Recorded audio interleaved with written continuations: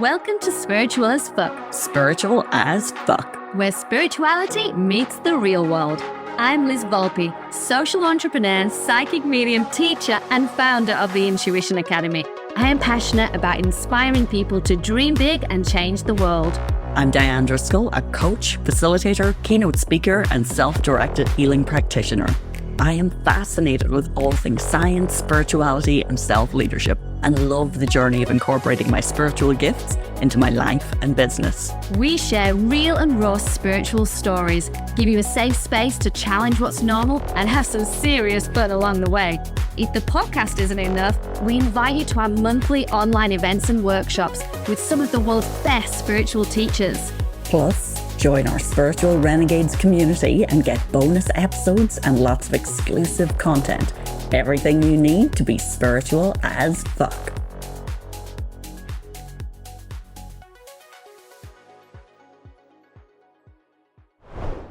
Hi, everybody. Welcome back to Spiritual as Fuck. And just before we kick off today, I do want to ask you a question. Have you clicked follow or subscribe yet? I know that as we grow, it basically keeps motivating us, doesn't it, Dianne? Totally.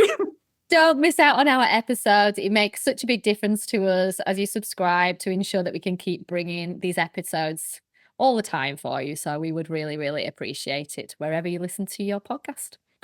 Today is a subject very close to our hearts, actually. We're going into downloads, channeling. There's many, many names for it. But I'm going to start off by, saying that you are a channel. Everyone is. And when we talk about channeling, the way I would describe this is receiving guidance, a message, energy from a source outside of yourself. That can be from a guide, from an ancestor, from someone that has passed over. It can be from God, source energy, the universe. There's so many places that this energy can come from, your higher self even. So it's from a place that is not from your everyday space. Well, Dianne, how would you describe it? Does that resonate with you? Oh, I actually love how you have described that. And I thought that we might have had a difference in opinion on this because, we haven't shared notes before this interview. But I think what comes to mind for me, so I totally agree with what you're saying. It's from outside of ourselves. It's not our innate, this life wisdom. It's kind of like it's drawn on whether it's past life experiences, whether it is, as you say, God, the universe, those things greater than, or it's coming from maybe an ancestor, a spirit guide, someone who is giving us a little nudge forward. And I think one of the things when I think about channeling specifically is sometimes we're familiar with people. So whether it is like Abraham Hicks or Bashar or even Alicia Temerman, who we've had on the program here with us, you think sometimes of channeling as you're channeling another being or channeling another spirit or entity through you. Yes, that can be the case, but there's also that universal wisdom. Like there's so much information that is out there in quantum or in the Akashic records, whatever way you want to look at it, that we're able to tap into it. And it is totally available to all of us. Totally. I'm more believing it. Yes, at all times. Exactly. Yeah. I feel like it's that tuning into a frequency that's always there. Yes. It's just the question is not if everyone can channel. The question is, can you quieten your mind enough to kind of get through the noise and the chatter? Because the channeling happens all the time, wherever you are. It doesn't matter how you're feeling, if you're low, if you're happy, it is always happening. It's just a case of quieting the mind. Yeah. I've spoken about that a lot over the years on Spiritual as Fuck podcast. Totally. And it's like that analogy of, tuning into something. It's like, okay, I'm showing my age here now, but if you think about back with old TVs when you needed to go in and, tune into everything. Like all of those channels are available all the time. And it depends on which one you're tuning into. that, okay, I'm going to tune into, Channel 9. I'll just use Australia as an example. So I'm about to tune into Channel 9. And, if you remember the old dial and you're trying to make sure that, oh, it's a little bit gone past it, it's a little bit snowy here, I'm just trying to get it in. This is back in the analog days. And that is part of what we're doing. But then the next iteration of that is almost, we get better at it. We get better at tuning in and we think, oh, I want to go here. I want to go to Channel 9. I want to go to Channel 10. And that's almost like the automatic tuners that we have today, that we just scan through and find the channels. But then the easiest one is when we get better and better and better at this, we just click the channel. Like literally, okay, here's my remote control. I'm just going to go to Channel 9. I'm going to go to Channel 10. All of those channels are available to us at all times, in all ways.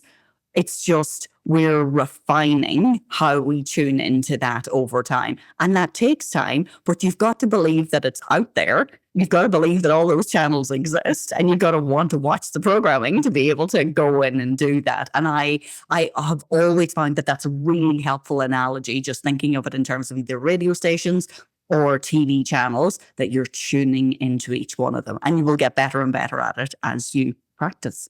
Yeah, I love that. And because I know from teaching, this type of stuff, and also just with my own experience, that when you're in the flow and you're kind of in a creative space, that could be like dancing, painting, writing, and you're in the flow energy, the channel actually comes really naturally. And channeling comes across as just these real instantaneous, like downloads of clarity.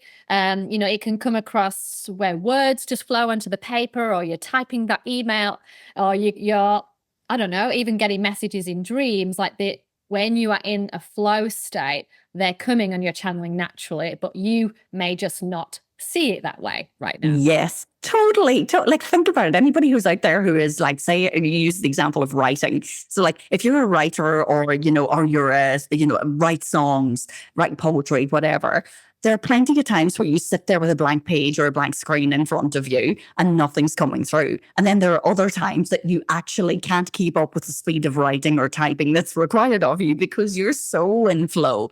They are the channeled moments. They are when like all of those obstructions that are in us, that are part of our innate programming, like our conditioning, get out of the way, and we know we're kind of doing soul's work. Like we're really, really deeply connected to what's required of us in this lifetime. And that, to me, is where the magic happens. Yeah, and this is what we've seen with you, right? Because we all find our creative expression. That can be teaching. It can be speaking on stage. It can be coaching. And that is when you're in the flow, and that's when you naturally channel. And now, you've been saying it all the time. Like, I've always channeled. You can stand in front of an audience and you drop into a certain frequency that just opens the door to information to come in, and you just say it out loud. You trust it because you're comfortable in that frequency. So there's ways, obviously, that you can kind of tease the frequency and get into that flow state by doing comfortable things, the things that you love. It can be painting, it can be speaking, it can be playing with your child, like lots of nice ways. I love, that's so important because, and I know we touched on this before, but just because you're feeling spiritual in some way, or you're drawn to whether spiritual or metaphysical type, gifts and presences in the world, it doesn't mean that you need to become a tarot card reader. It doesn't mean that you need to become an energetic healer. And it was definitely, like when we spoke to John Edward, he was speaking about this with his son. Like his son was training to become a surgeon. And you think, okay, how can I bring my intuitive gifts, my channeling insights, my clairvoyance, my clairsentience, all of these wonderful things into the work that I'm doing today?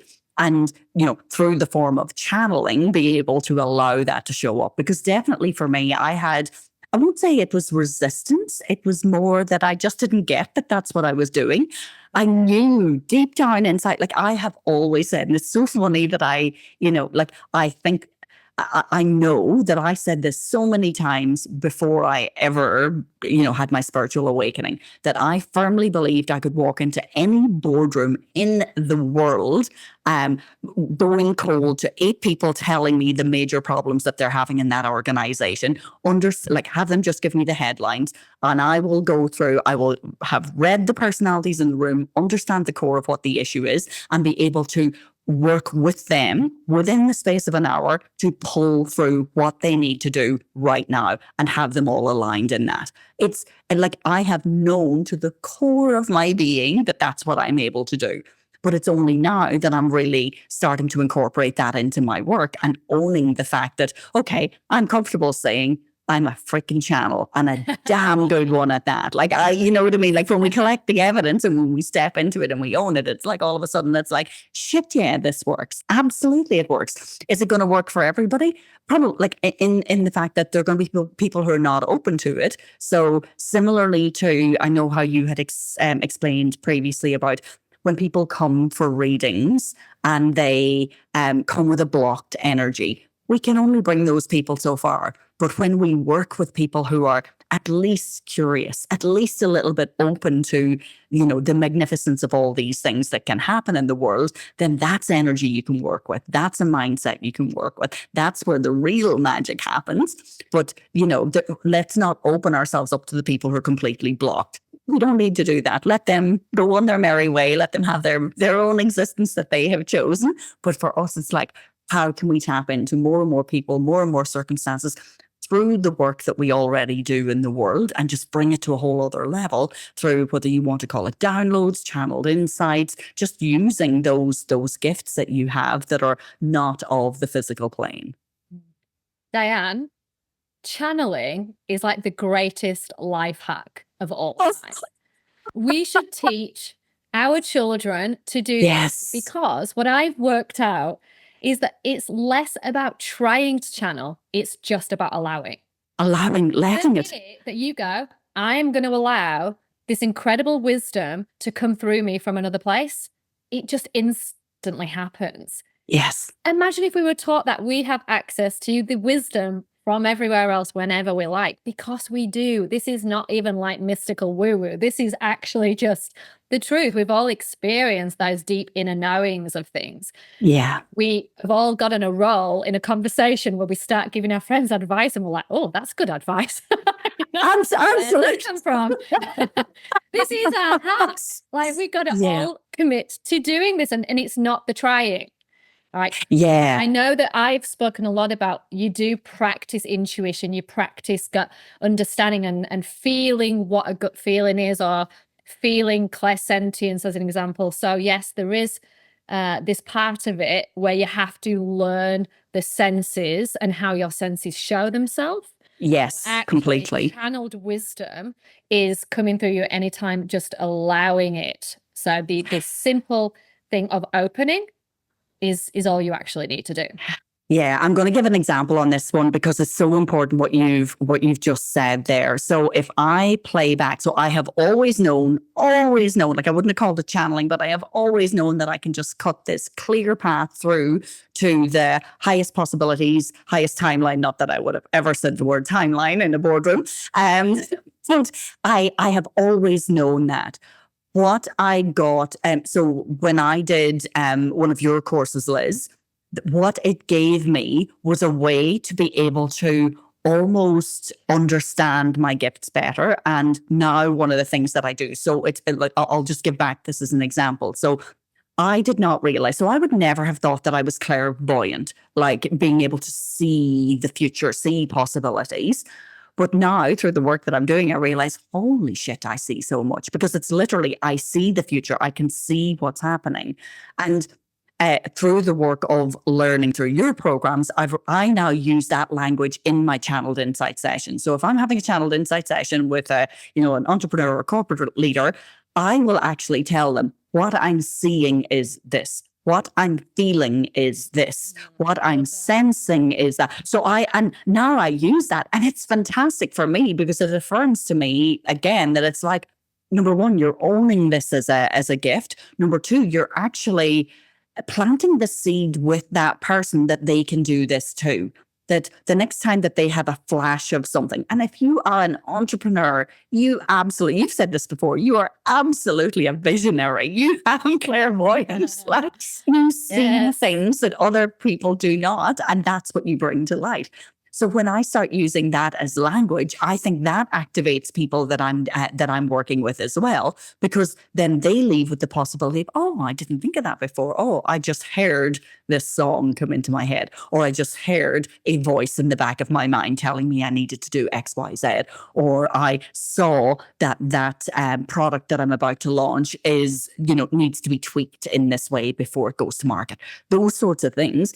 But it's so, yes, there are things that we can learn to harness these gifts, but the getting out of the bloody way is the biggest thing, the biggest thing. Definitely. It's, yeah, the getting out of your own way. It's the biggest question I feel that anyone might ask is that, well, I want to channel, but my mind is just so noisy. And like, how do I stop the monkey mind? And I know that was a question that came up this week when we ran our Spiritual Renegade download session, which yeah. is a session that we do monthly, and we allow everybody in, and Dianne and I open up to the world and we'll channel some insights. And we also open up for all of our members to do the same. And someone said, yeah, but I am really practicing channeling at the moment, but how do I stop that monkey mind? Have you got any advice on that, Dianne? Yeah, and it's funny because this comes up a lot on the Great Experiment, my coaching program, because I'm trying to get people to tune into their inner compass. And now for me, inner compass is not just about intuition; it's broader than that. But it's still a case of, we are, as general human beings in the 3D world, in our day-to-day activities, we are so intellect driven. Everything comes from the mind, and our mind loves to shout at us that they know best. And, here's the way to do everything. But the reality is our mind is always trying to keep us in a safe place. So if you're trying something new, like channeling, and particularly if you're someone who maybe you've got a guy who's trying to channel through you, and like Alicia, if I use Alicia Tamerman as an example, that is trying to, I don't want to say take over your body, I mean with permission, but someone who is trying to channel through you, that is a very, very scary place for your brain to be. That it's overwhelming. It's like, this is totally different than anything else that I've ever done. So one of the hacks or practices that I get my clients to do, and this is in one-on-one sessions as well, it's the coaching program, but literally that voice that you have in your mind, almost view your intellect or your mind, the monkey mind, as being a separate aspect of your personality. And it's the one that's trying to keep you safe. And what I will always say to people is acknowledge that they're trying to keep you safe. So literally talk to yourself and say, thank you to your intellect. I use the term intellect. You won't sound crazy at all. So it's so funny. For years of work, to us, you probably already a bit crazy. For me, it's so funny because for years and years and years, I was working in the mental health space, and it's like, once upon a time, it was frowned upon to have, this inner voice. And it's like, I'm telling you now, bloody own it. It's like, absolutely. Acknowledge. So you've got your intuitive voice, which is quiet and soft. And, the channeled messages are coming through, but it can't hear over the intellect. So if you think about your intellect and just say, thank you, intellect. I know you're trying to keep me safe, but I'd like you to take a step back. And the other phrase that I purposely use is say, I'm experimenting with something new. Now, when you say experimenting, it kind of makes it a little bit softer for your intellect. It's like, oh, now I'm interested because, this is an experiment. Oh, this is, they're an interested observer, as opposed to thinking, oh, I'm completely course correcting my life. I'm going to start doing something differently. It kind of softens the message. You're kind of hacking your intellect. And it's almost like, I know you're there if I need you to step in. So again, it's just appeasing your intellect to get it to step back, and then asking your intuition, your psychic gifts, your metaphysical gifts to come forward. Or if you want to explicitly channel, asking that then to come forward. So it's almost like you're tricking your brain into, okay, step back, please. This part of me is going to move forward, and we're trusting in this. And again, treat it like an experiment. Don't put loads of pressure on yourself that, this has to work, and I have to be able to channel this exact time. If you view it that you're constantly, trying trying something new, learning from that, and then go back in with those data points and try it all over again. That's where the practice comes that you speak about, Liz. It's like, we do need to practice these things. It's like tuning into that frequency again. It's like, first time you're going to get it, oh, it's a bit snowy, it's not quite there.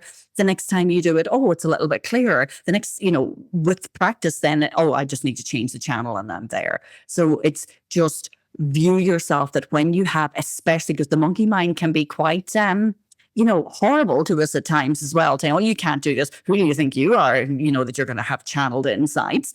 That it's like, thank you. I hear you. I know you're trying to keep me safe. Please take a step back. Exactly. I'm experimenting with something new. Don't be harsh with it. Be firm but gentle. And let it know that, okay, you're still valued. And you understand. There's probably people listening to this and thinking, Christ, she does a lot of talking to herself. Yes, she does. But it works. It works. Yeah. What do you do, Liz? Because I know, having been through your programs, that certain techniques that you use that do work for me. I will say the challenge for me is sometimes because I'm so in my mind, I need, I need almost like, here's a smorgasbord of things that you can use to quiet the monkey mind. Which one do you need to use today? I mean, it's true. Right? And half of this is because we're so conditioned as humans to need some type of a structure. So when someone suggests to you, go and learn to channel, my instant thing back in the day was, I'm going to buy every single book on channeling. Yes. Go and look for 10 courses, 5 teachers, a few gurus from India, and somehow over the next 15 years, I'm going to maybe, just maybe, get 1 sentence of channeled wisdom. Yeah. Oh, shit. Yes. Yes. No, so that's initially, my obviously big grand awakening to channel was kind of quite instantaneous, but looking back, no, there was many, many years of always channeling. The first thing that I'll say straight away is that if you are meditating, you are already accessing channeled insights constantly. Yes. Because it is as simple as not needing any learning. Honestly, you do not need to learn this. You just need to quieten the mind. It's stillness. If stillness is a 10-minute sit and listen to nice, peaceful piano music, that's all you need. Yes. You don't need gurus to channel. And that's what I've come to after all these years. Like, bloody hell. I wish that I'd picked up that 1-page book that said, don't read the book, just actually go and listen to some music. Yeah. You need to I am wasting some time. The best ever. Don't read the book. Yeah, don't read this book. Just go and meditate. And again, what is meditation? We think the meditation is sitting for an hour. No, I call bullshit on that too. It's simply, putting the headphones in, choosing some beautiful vibrational music that you just like. Again, don't need to be anything fancy. Going for a walk. Just starting to put scheduled stillness breaks into your day. The minute that you do that, you are opening to channel. Simple. Totally.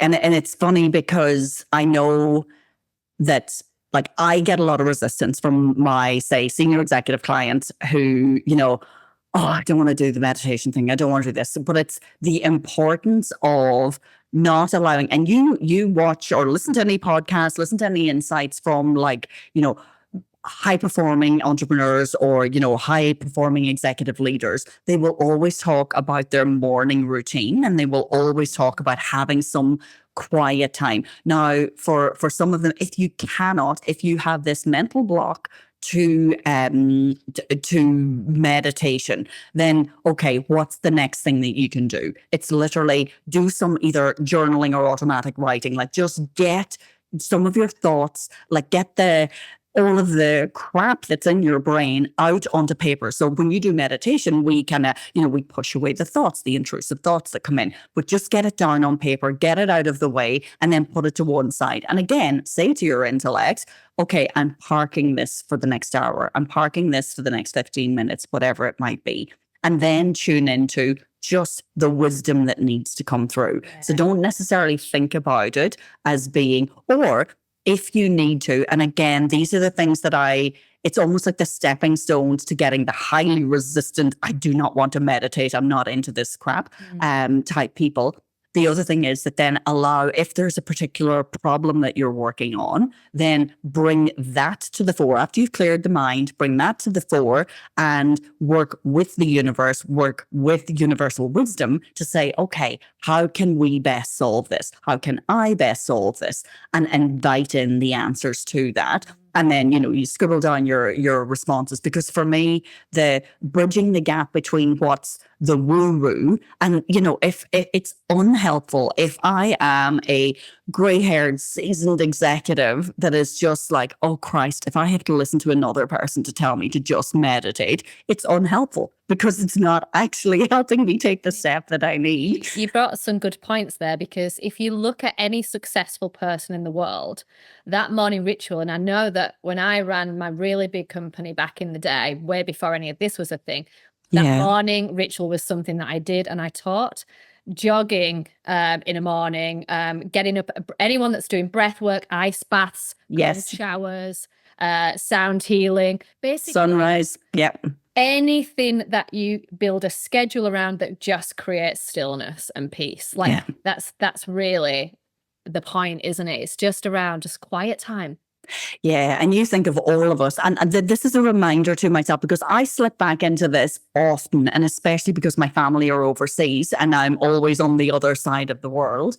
But it's that if you are someone who reaches for your phone first thing in the morning, that is the outside world basically taking control of the rest of the day for you. If you're able to claim back that quiet time of saying, I'm not going to look at my phone until, 2 hours into the day. I'm going to spend this time, and particularly for very intellect driven people, this, it's a daily downloads. And like when I use this term, I don't necessarily mean that you're downloading from spirit. It's literally you're downloading the junk out of your brain. So, a lot of us go to bed and it's like we're thinking about a to-do list. Oh, I didn't do this. I didn't call this person. I didn't. When you wake up in the morning, there's degrees of that as well that is residual that wants to take over your day. So get rid of that junk, your daily downloads, write it down, everything on a piece of paper. And then again, push that to one side and say, okay, I'm going to tackle some of those things later. Yes, I do lots of stuff with prioritizing that, but that's a separate discussion. But at least then you've almost acknowledged, let your brain know. It's another way of feeding your intellect to say, I'm honoring what you're bringing to me, but I'm not focusing on it right now. Right now, I'm creating some stillness, and have that conversation, that dialect with yourself internally to just say, okay, now I'm going to go for a run. Now, and I'm going to open up to universal wisdom. I'm going for a run. And I'm also open to receiving any guidance that you would like to give me today. Open to receiving. That is the magic. And then when we say open to receiving, it ties back to what you were saying, Liz, about, the resistance, not blocking it. And I do an exercise with some of my clients, which is like, for the people who are listening, you're not going to see this, but it's almost like gathering, like put your arms out straight, gathering from the universe, gathering, and washing it down over your head. Like just do that a few times, even physically do that, because our bodies hold so much wisdom as well. If you do that, 3 to 5 times before you have a big decision to make, before you walk into an important meeting. Now, obviously, if you're in a glass office and half of your people are watching you, doing a bit of Tai Chi. Yeah, exactly. They'll get used to you after a while, so don't worry about that. I'll go into a bathroom cubicle and do it. But find ways of just doing that. And, even if you don't believe in this spiritual woo-woo stuff, it's actually still a really good thing. You're setting an intention. You're setting an intention that you are ready to receive. You're moving your body. You're shifting your energy, your energetic state, allowing you to go in to be in a more open frame of mind. Like there's just so many things that we can do practically that are not the extreme, what some people would consider woo-woo. It's like that, what's the bit in the middle that will allow me to do something practical today that I can actually implement some of this stuff?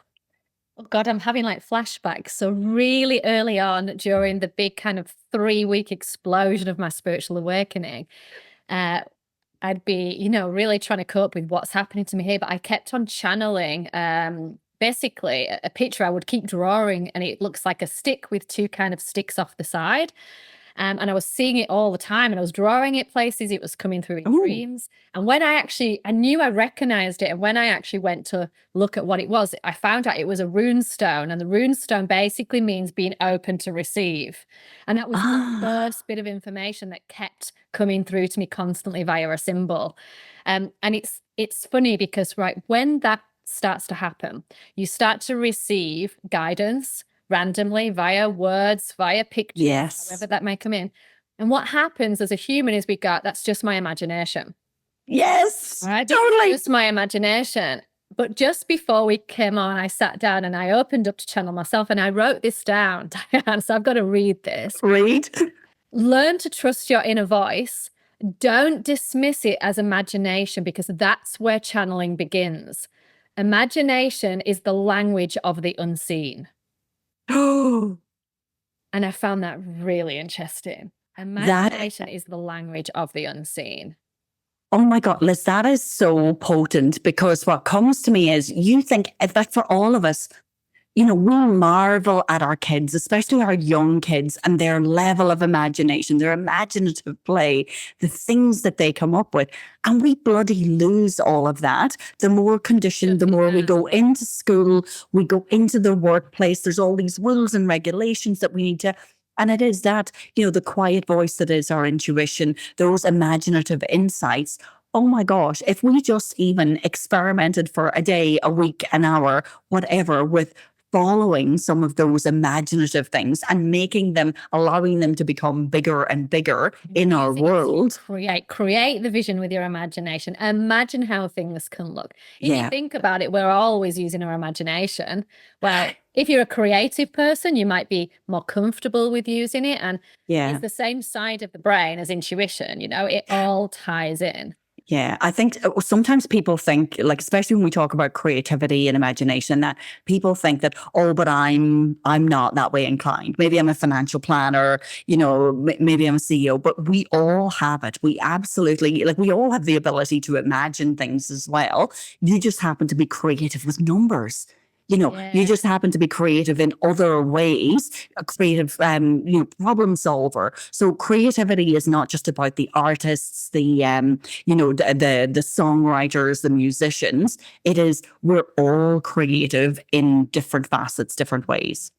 And I feel like somewhere over the years, imagination just has got a really bad rap. Like we actually get told as kids, like, stop using your imagination. Like, no, that didn't happen. It's just your imagination. So there's this negative Oh, connotation yes. attached to it, Yeah. which Yeah. makes us feel like, oh, if we're someone that uses our imagination, we might be a little bit off center Yeah. almost. And I feel like that's kind of what's closed that down. Whereas if you could every day even open up with like, today I'm going to really use my imagination to Yeah. solve a problem, or I don't know.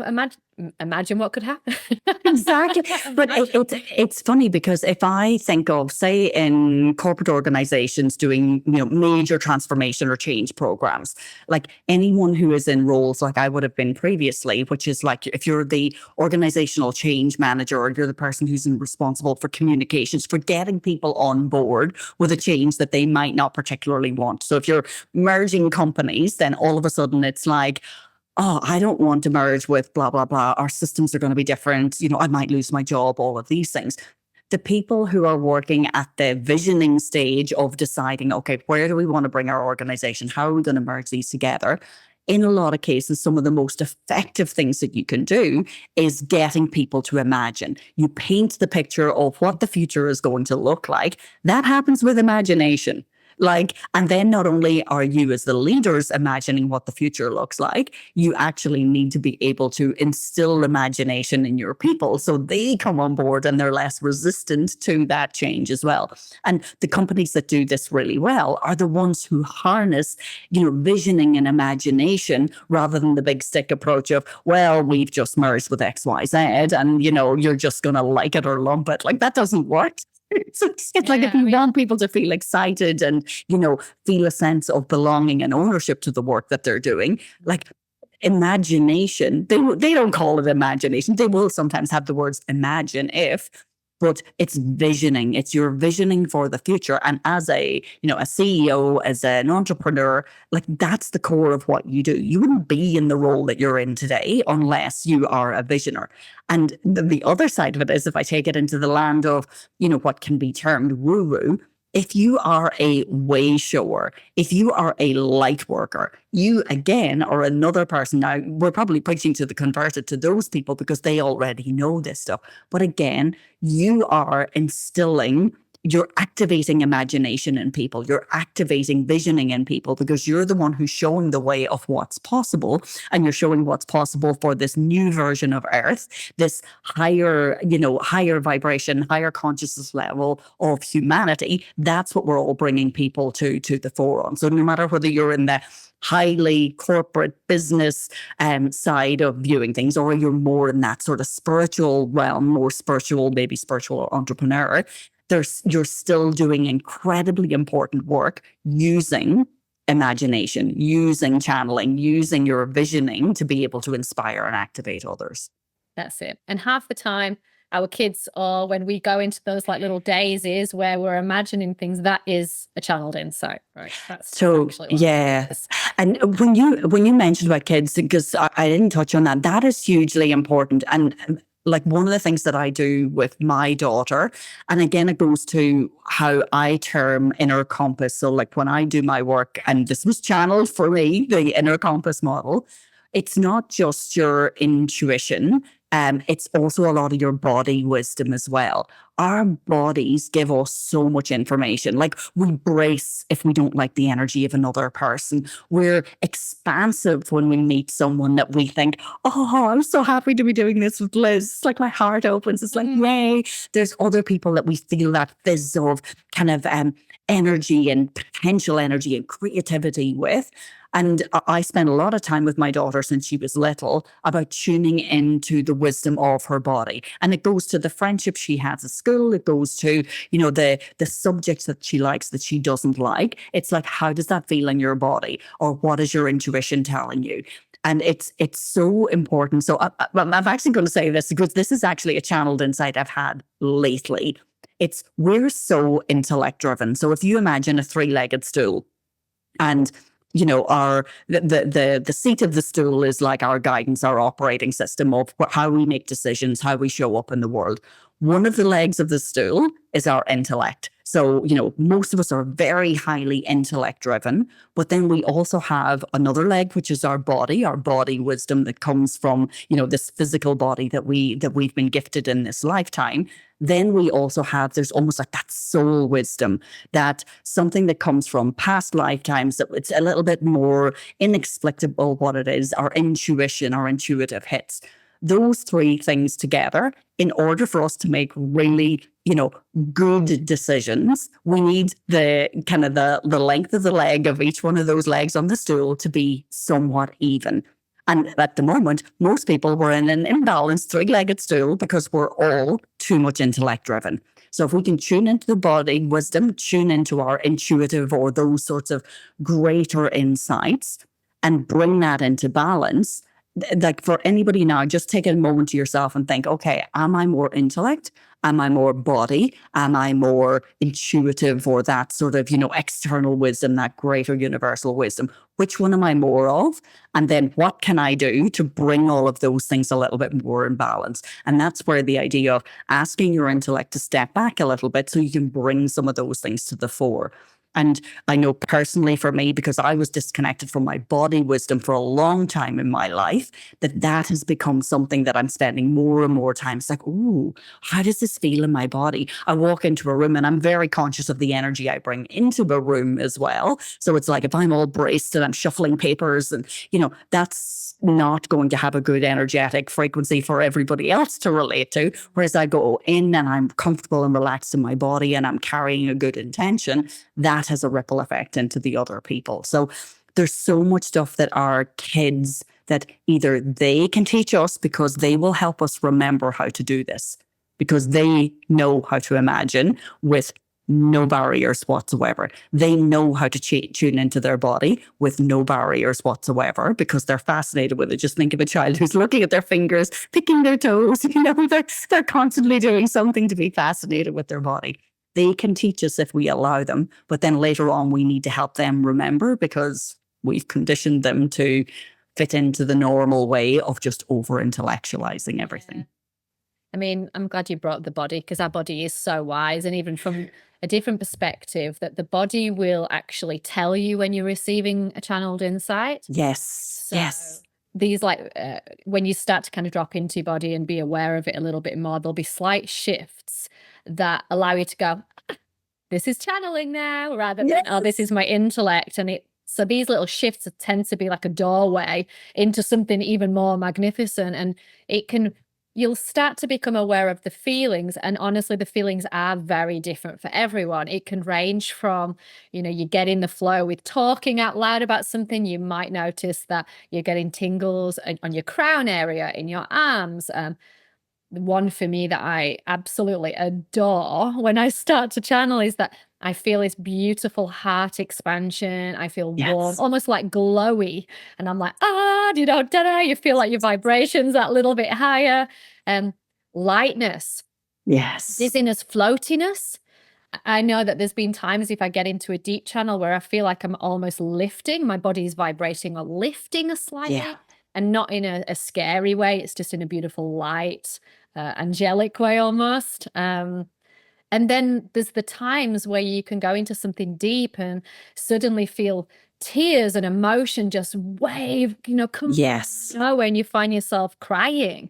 That is the being in the depths of channeling, receiving and tapping into this greater energy and wisdom. And you tend to feel a deep sense of calm when you're in that state. Yeah. And I think even that, the gift of us talking about that and people realizing, oh my gosh, maybe that was why I was overwhelmed or had a sense of awe or joy yesterday. Maybe that's why I got those goosebumps. It's like definitely for me, goosebumps and that kind of prickly sensation is my number one. It has always been my number one. Okay, it's almost like anytime I was coaching before my spiritual awakening, or if I was doing leadership work in corporate, if I got goosebumps, I knew, pay attention. This is really important. Whatever you're thinking, whatever you're writing at this moment, whatever you're presenting at this moment, whatever you're hearing, this is really important. And I've always taken that with me. But that sense of, when you describe that, I could be listening to a podcast, I could be reading a book, and I literally have to stop where I am because I am overawed, like literally. And then I allow it. Absolutely. And I allow it. Like once upon a time, I'd be like, what the hell's wrong with you? Cop yourself off. And it's like I would shut it down. But again, what you had said at the very beginning about allowing it to flow through, now I welcome that. It's like, I'll pause the podcast. I'll put down the book. I'll, lean into it. But if I'm in a channeled insight session with a client, I have now gotten into the habit of asking them, what are they feeling? What are you feeling in this moment? And, when I'm hearing people coming back and telling me, I've got this kind of prickly sensation in my forehead, I'm like, seriously, the geek inside of me just wants to scream out, I don't. I refrain. But it's like, that's my way of helping activate them to realize you can do this shit too. I don't tell people this in sessions, but it's like you're planting the seeds, you're building that curiosity that hopefully they will, the next time they get a sensation about something or they get a vision about something or they hear something, then it's like, I'm going to actually pay attention to this and do something with this gift of information that I've been given. So when you start to intentionally channel, so you just make it a thing, it builds into your everyday life. What happens is your body naturally raises its frequency. Okay? Yes. So, and when your body naturally basically increases the frequency, what is happening is that you are bringing through more light. So suddenly your body has to adjust to having more energy and light in it. So this can also shift things in your body, and things can happen. And again, this is really different for everyone. With this extra energy, you might start to feel like you need to burn more energy because you're a little bit like fidgety. Oh my God, you need to get out and do a quick sprint. Or you might start to feel like, completely put off certain foods. Or on the other Yes. hand, you could be suddenly really drawn to having like juices in your diet, or, cutting out sugar. For me, something that has happened really quickly was I just suddenly don't really like drinking alcohol. Like, it Yeah. just doesn't feel good in my body anymore. And I'm quite disappointed about that, to be honest. I still try, but I'm just not as good as I used to be. So you've got to start to become aware of the change in that Yes. frequency, because the thing is, the increase of light into your body brings the frequency up, and actually your body needs to align to it. You have to make your body into this harmonious state. So yes, you do have to be aware of being open to changes for yourself in that respect too. Oh, so important. I'm so glad you brought this up, because it is like, even as we think about, if you are someone who thinks, oh, I have this feeling that I'm going to be channeling some angelic wisdom, or I'm going to be channeling an extraterrestrial, or I'm going to be like, as in, you're literally, you've got to raise yourself up to their vibration, and they've got to kind of come down to our vibration to be able to have that energetic match where you can tune into the frequency together. So that's really important, just for people who are looking at that side of it. But also, when we're playing about with this stuff and experimenting with it, I know for me, because I, in the last while, have been leaning into this a lot. Like, I have literally cleared my coaching programs, and now everything revolves around channeled insights. Yes, it takes all the other wisdom that I have to bear, it brings all the coaching techniques, all the strategic leadership stuff, but it is literally owning the channeled insight stuff. But because I'm doing more of this, because I'm owning more of this, then all of a sudden I notice that my energetic state in the week is very different. Like, it's not a bad thing. So in the beginning, I was thinking, oh my God, okay, this is really like, it's like electrified nervous energy. So Scattiness. yes. Nervousness is a good word. Yeah. It's almost like I just feel like too much energy in your body. This is going to sound ridiculous. It's almost like I feel like I've been sitting on a washing machine. Like, my whole body is vibrating. I literally can feel what it. pops in for me at this point, if anyone identifies as ADHD, that feeling being restless, nervously, like energy that just energy in the body. Yes. Frequency is so much higher. I believe that too. And I do believe, like, separate conversation, but anybody who has those gifts, like, I do think that ADHD, ADD, any of those, you are our future teachers, you are our future leaders, you are the people that we need to be learning from, as opposed to trying to put back into a box. But I'll put that into one side. And that is a big conversation I would like to lean into. But when I've got that energetic state, I kind of feel a little bit overwhelmed, feel like I'm kind of almost like a pinball machine. I'm bouncing from pillar to post. Will I put on the laundry? Will I make dinner? Will I, update my website? It's like, I don't know what to do with myself. And what I've learned is to get, again, that self-inquiry, that self kind of, okay, what's going on here? What do I need to do? And the answer is always to shift my energy. It's go out for a power walk, dive in the ocean. Like, for me, shake meditations, which, again, I mentioned this, that if any of my neighbors were to look through the window when I'm doing this, they would think, what is she doing? But anything that you can do. So if you only have 10 minutes between meetings, still go and shake your whole body. Like, literally imagine yourself shaking out that energy, bringing yourself then back to ground. Like, feel the solidity in your legs and your feet. Like, anchor yourself into the earth. Yeah, food, obviously, food is a really good way. Yeah, because I do find what I did notice, and this is not a good thing. This is like, so when I was like an overworker, or, someone who would have just worked around the clock in corporate, I would skip meals, and I would like, I'm too in flow that I'm just going to keep doing this. And I noticed that I was starting to skip a few meals.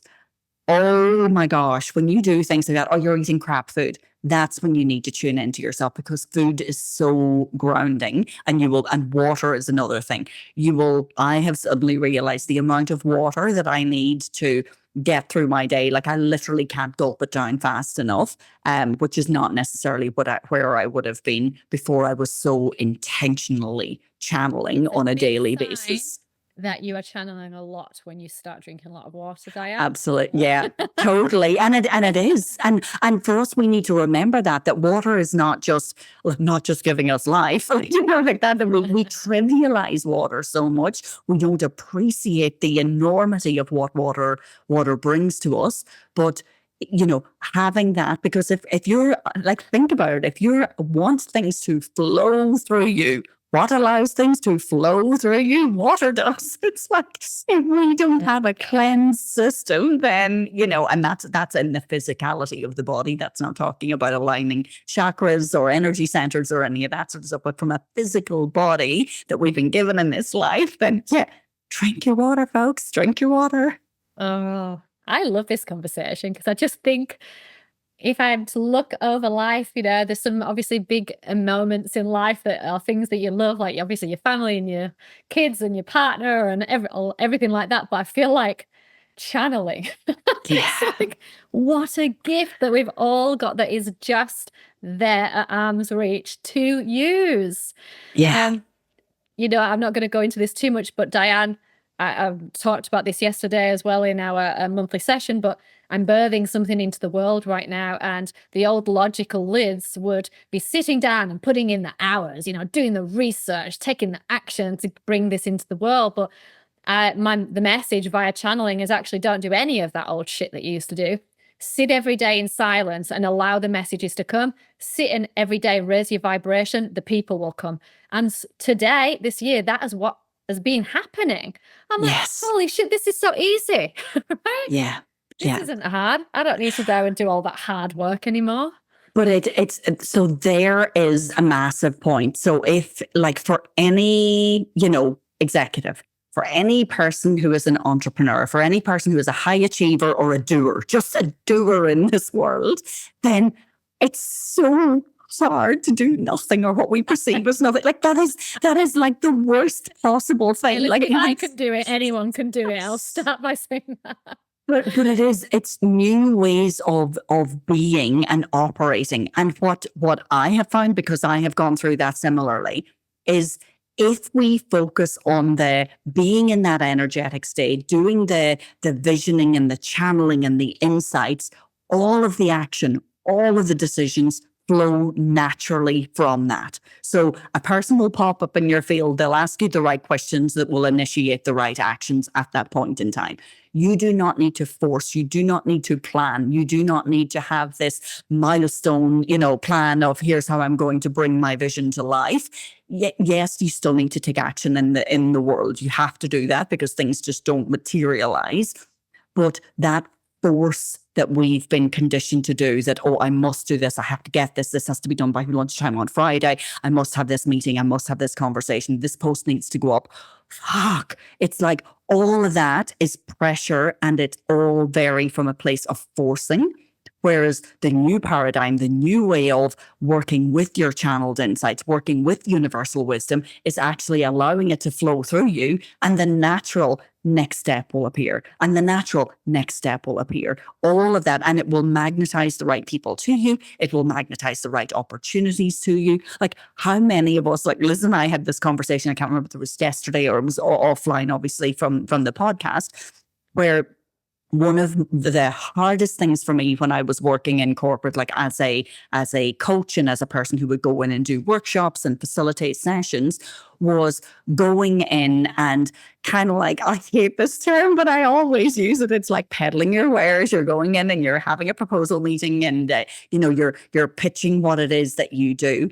And then these massive sales cycles of, oh, we've got to bring it to the board, we've got to bring it to the executive team, and you might not hear back. And, oh, can you rephrase whatever blah, blah, blah was in your proposal? Or now we've had a change of leadership, and can you come back? Soul destroying for anyone in my position doing something like that. That was me forcing, because I was forcing into organizations that weren't ready for what I was bringing. So if you're working from a place that you're working on your channeled insights, you're working on that universal wisdom, the right organizations, the right clients, the right people, the right collaborators will all come into your space naturally because they will be magnetized to the frequency that you're operating at. And yes, I know there's going to be people who are that, a high achiever who are listening to this and say, I kind of get what you're saying, but I can't leave my old ways of operating. And this is why I encourage people, experiment with it. Just give it a go. Do it for a week and see how it turns out. Just put in some of the things that Liz and I are suggesting. Yeah, totally. And just, come back to us then and tell us what worked. Yeah. And just because when you channel, it doesn't mean that all of a sudden you don't get fear around this stuff, Oh, yeah. Earlier this year, I got channeled insights around starting a trip with Dianne to Bali, called Alchemy. You've probably all heard of it. And at the time it was like, oh yes, of course, we'll just get 20 people and they'll come to Bali. And we spoke from the beginning, and we've spoken about it out loud, that we just had this feeling that the right people would come. Yeah. And that those right people have come, but along the way, like, the fear has been spiking for me, like, was it a channeled insight? Oh my God, what if nobody actually holy shit, I'm going to put all of this time in. What if I let Dianne down? What if we only take one person? So all the way along, the fear's been there, but I've had to give myself little talkings to a time now. Just trust the people will come. Trust that was a channeled insight. It was from that place. And look, we're, a month, I don't know, 6-7 weeks into when we first launched. And I think we've only got 2 or 3 spots left. And now we've got that far. I'm quite easily go, it was a channeled insight and we trusted, but I'm a human. And the tough side is that our mind will play a part always. And the trust side is the hardest thing. The channeled insight is the easy bit. That just flows. It's the trust. So you've got to back it. So this is really important. I love that because what we need to do for our intellect then is gather the evidence. Correct. So every time that we do something like this, so as an example, every time I have a session with a client, I spend time purposely, like I have my calendar blocked afterwards for me to capture insights, not just the insight, because previously I would have been all about the client and write all the client's things. Now I actually captured, what did I channel? What were the things that I brought that nobody else could have brought to that session? And then because I generally keep in touch with clients over time, even if they're only in for one session, and I encourage them to give me feedback about how it's unfolding over time for them. So if you capture those data points, so with Liz's example there about everything that was going on with Alchemy Retreat, it's like next time knowing that, oh shit, I doubted myself for a while, but that channeled insight did come to bear. And if we have this little evidence bank, like maybe it's on your phone, maybe it's, a little jar that you write some things into and you keep it on your desk, but capture those evidences, because that will help you get your intellect to take a step back and just say, look, I'm showing you, we've been safe every time we've done this. It has resulted in amazing, incredible things. So please take a step back while I work with my inner compass, with my intuition, with my body wisdom, with universal wisdom. Just evidence appeases the intellect like no end. Absolutely. Dianne, what a convo. It's so funny. This was good just for us. If nobody's listening, it doesn't matter. It's like, because I love that as we continue to do this podcast, in some things we have different insights, and some things we're very aligned. How we bring it to life in our own worlds can be helpful to other people. So it's like we will always try to give people, here are some practical examples of what you can do in your life. Here's how you can bring things to life. There's always like an education and an experimentation process that we put in place through all of our podcasts. And, not only is that good for our listeners, like for both of us, like I go away with my little notes here and I say, oh, I didn't realize Liz did that. Oh, I must try that. It's like there's always pearls of wisdom in it as well.